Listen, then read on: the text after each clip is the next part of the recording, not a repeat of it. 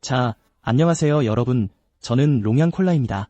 그래서 오늘 영상은 마지막 원을 찍은 또 다른 오랜만에 촬영된 영상이 나옵니다. 마지막 원에 도달한 두 키보드.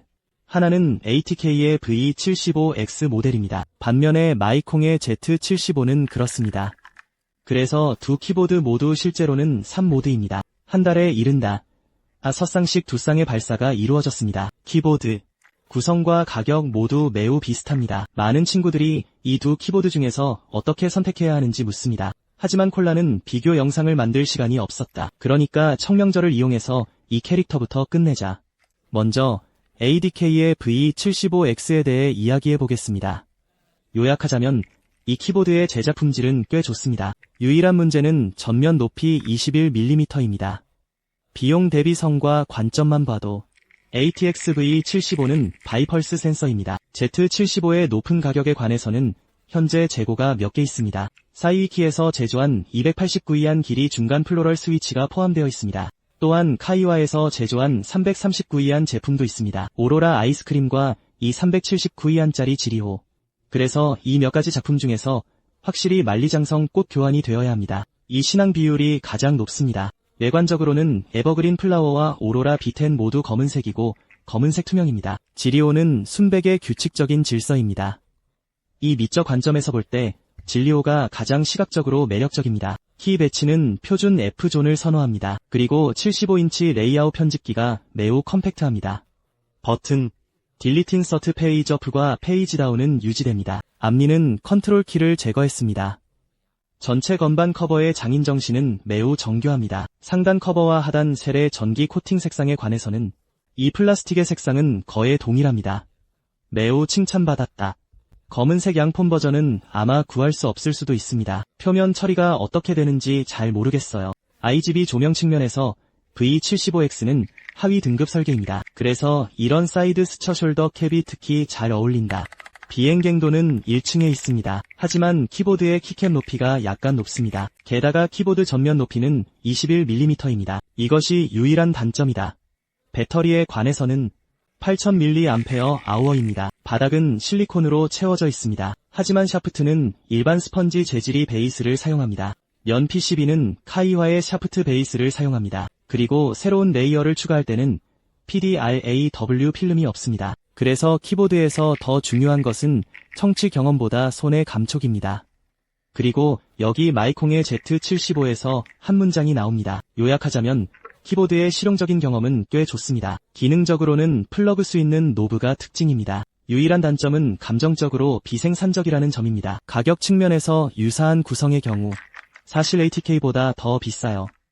ATK보다 비용 대비 성능이 더 떨어지는 걸까요? 예를 들어 레터 섭스위치 V3 버전은 299위안입니다. 이 제품들은 캉텟에서 제조합니다. TEC가 만든 체인 성형 샤프트는 399위안입니다. 카이와가 만든 예영전도 399위안입니다. 그래서 이 키보드에서 가장 비용 효율적인 버전은 여전히 299위안에 밀봉된 V3입니다. 예관 측면에서 Z75의 주요 색상 옵션은 블랙잉과 실버 드래곤입니다. 그래서 블랙잉이든 실버 드래곤이든 상단 커버와 하단 셀의 색상 조합이 일관되지 않습니다. 예를 들어 콜라의 손에 있는 을룡처럼 상단 커버는 은색 금속 커버입니다. 플라스틱 바닥 셀은 사실 아이보리색 플라스틱 셀입니다. 블랙 윙스에 관해서는 이 엔진은 청흑색 베이스 커버와 검은색 플라스틱 바닥 셀을 사용합니다. 미적 관점에서 Z75는 하이라이트가 부족합니다. 특히 이 모자의 외관이 너무 평범하기 때문에 더 그렇다.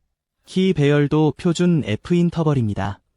이 점은 훌륭하며 컴팩트한 75인치 레이아웃도 갖추고 있습니다. 하지만 편집 버튼은 삭제와 홈 구성 요소를 유지합니다. 파일을 눌러 설정하세요. 앞니는 오른쪽 아웃 버튼이 제거되었습니다. 우리를 차별화하는 점에 대해 말하자면 핵심은 이 삭제 버튼입니다.